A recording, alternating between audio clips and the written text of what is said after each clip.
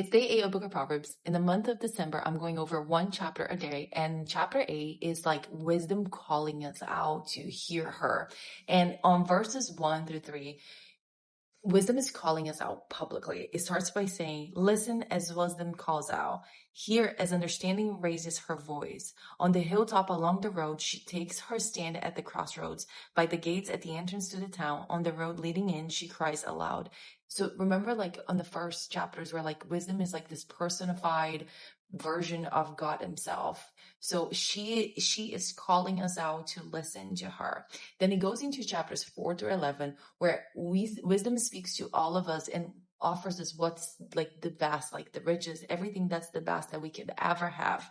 And it goes by saying, I call to you, to all of you. I raise my voice to all people. You simple people, use good judgment. You foolish people, show some understanding. Listen to me, for I have important things to tell you. Everything I say is right, for I speak the truth and detest every kind of deception. My advice is wholesome. There's nothing devious or crooked in it. My words are plain to anyone with understanding, clear to those with knowledge.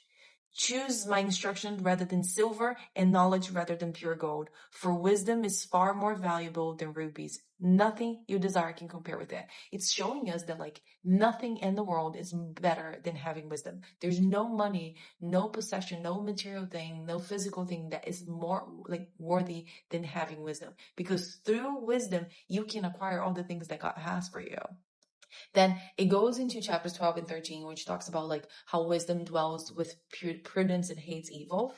And it says, I, wisdom, live together with good judgment. I know where to discover knowledge and discernment. All who fear the Lord will hate evil. Therefore, I hate pride and arrogance, corruption and perverse speech. It tells us like, if we have wisdom, we'll also have discernment, knowledge, and like we'll be able to make the right decisions and make the right choices for ourselves, which will lead us to this rich and satisfying life that God promises us. Then from verses 14 through 16, it talks about how wisdom is the source of true leadership. Common sense and success belongs to me. Insight and strength are mine. Because of me, kings reign and rulers make just decrees. Rulers lead with my help and nobles make righteous judgments. So it lets us know that by following wisdom, we will have honor, we'll have righteousness, and we'll have lasting treasure. Like not like a temporary wealth, but fulfilling like actual deep wealth of true like happiness and peace and joy and all of that. Then it goes into verses 17 to 21st, where it will show us how wisdom rewards those who love her. And it starts by saying, I love all who love me. Those who search will surely find me. I have riches and honor, as well as enduring wealth and justice. My gifts are better than gold, even the purest gold. My wage is better than sterling silver. I walk in righteousness, in paths of justice.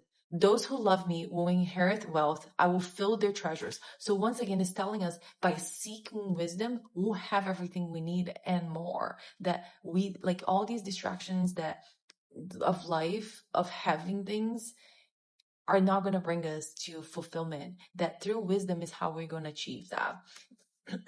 Then it goes into verses 22 to 31st, which tells us how wisdom is like eternal nature and like it has a role. It's been part of the universe since creation. And it starts by saying, the Lord formed me, wisdom, from the beginning, before he created anything else. So wisdom was already there, existing when everything was created.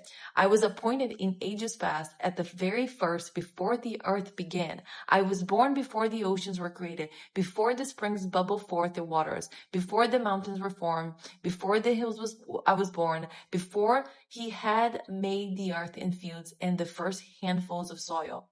I was there when he established the heavens, when he drew the horizons on the oceans. I was there when he set the clouds above, when he established springs deep in the earth. I was there when he set the limits of the seas so they would not spread beyond their boundaries. And when he marked off the earth foundations, I was the architect at his side. I was his constant delight, rejoicing always in his presence. And how happy I was with the world he created. How I rejoiced with the human family. So that's why God created like this world that like sometimes there's things that we just can't understand, like mountains, like animals, how everything works so perfectly is because wisdom is part of that. So if we seek wisdom, if we look for it, that is going to be applied to our personal lives also, and it will flow through us as well. And then it goes from verses 32 to 36, where he talks about like that, like the final appeal of wisdom to grab us for us to listen and live through wisdom. And it will say, "And so, my children, listen to me, for all who follow my ways are joyful. Listen to my instruction and be wise. Don't ignore it. Joyful are those who listen to me, watching for me daily at my gates, waiting for me outside my home.